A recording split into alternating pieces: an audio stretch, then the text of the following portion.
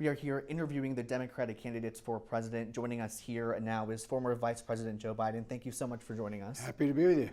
First, I just want to ask you, what are your thoughts on your results in Iowa and New Hampshire, and what are you trying to do to turn things around here in Nevada? Well, let me tell you what I know the folks in Nevada are concerned about. They're concerned about gun safety, they're concerned about health care, and they're concerned about access to a good education. And so that's what I've been talking about. And I feel good, the response. We have a very fundamental disagreement among our candidates on health care. I think that we should build on Obamacare with a public option that we can afford to get done, lowering drug prices and co-pays, and we can get it done right away. And all those folks who work like the devil to get their contracts with their employers that have their health care, they've given up wages, they're entitled to keep it, in my view. They shouldn't have to give it up. And my program doesn't cost $35 trillion, and they're going to increase the taxes on middle-class folks. So that's what I'm talking about. Plus, I'm the only guy nationally who's ever beaten the NRA. I was able to beat them on the Brady bill. I got that passed as a senator. I was able to put together a bill that, in fact, banned assault weapons and high-capacity magazines, and I'll do it again. And that's what I find people out here are very, very concerned about. And thirdly, I think that, we got to provide access to the middle class, and that is based on access to education. And that's why I focus on preschool for 3, 4, and 5-year-olds, raising teachers' salaries, getting more school nurses and school psychologists in, and providing free community college for anybody who qualifies and those who have to come back to be retrained for jobs. Because there's nothing people can't do of giving them an even shot. Do you feel at this point in your campaign it's a little bit of an uphill battle given what happened in the past two early contests? No, I don't think so. I think it's going to be a tight race here. I think we're going to, and I think in South Carolina we're going to win fairly substantially. And I think that we're going to Super Tuesday. And that's a place where most of the polling data shows me way ahead in places like Georgia and in North Carolina, Texas, a whole range of places. So I feel good. Something that we say a lot is Nevada is this third early contest, but it's the first one that has a more diverse group of voters. So 99% of Latinos have not had a chance to make their voice heard. And 99.8% of African Americans haven't.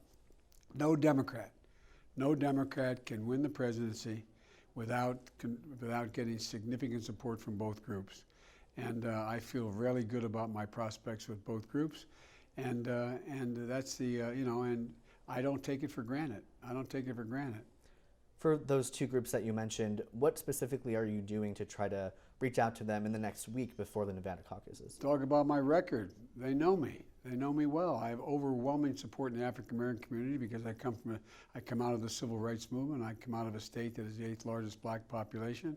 I've got more endorsements across the board in both areas, from both the African American community, as well as having been Barack's vice president, having his back has been everybody knows who I am. And in the Latino community, I've been very engaged for a long time, and we have overwhelming support. 100 major Latino figures have endorsed, including Horsford here, your congressperson has come forward, along with Dina Titus, who has endorsed, and your former governors. So I feel good where we are.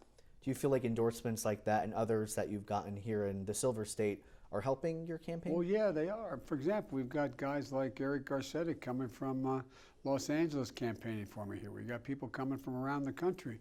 We have more support from the Latino caucus in the United States Congress than anybody. We're about to get the endorsement of the first Latino woman elected in the state of Texas. We have 4 former cabinet members who are involved and deeply involved, in former governors, and present governors. So we feel good. I think it just is a verification for people who don't know me as well to say, they say, I know this guy, and they know them, and I think it helps. You mentioned healthcare just a little bit ago. That's Yes. a big issue for a lot of people, especially a lot of Nevadans.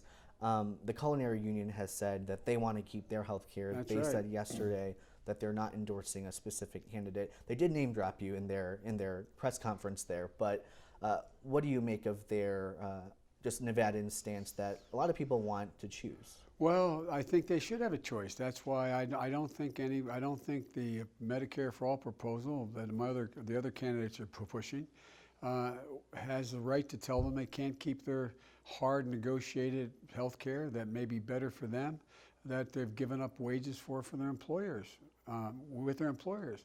I provide a Medicare-like option, Medicare if you want it. I make sure that it's affordable and I can get it done quickly, so all their extended family members will have insurance as well. And so, but I don't think it's, and if you notice, Senator Sanders and others supporters say, they ask how much it costs. He said, we'll find out, we don't know. I'm paraphrasing. Or, who knows? Well, the idea of getting a $35 trillion package passed and it not raising taxes on everybody is about a zero prospect. I can get this done quickly, and I got overwhelming response I spoke to the culinary workers today, overwhelming response from them, and I feel very good about being able to win a majority of the culinary workers.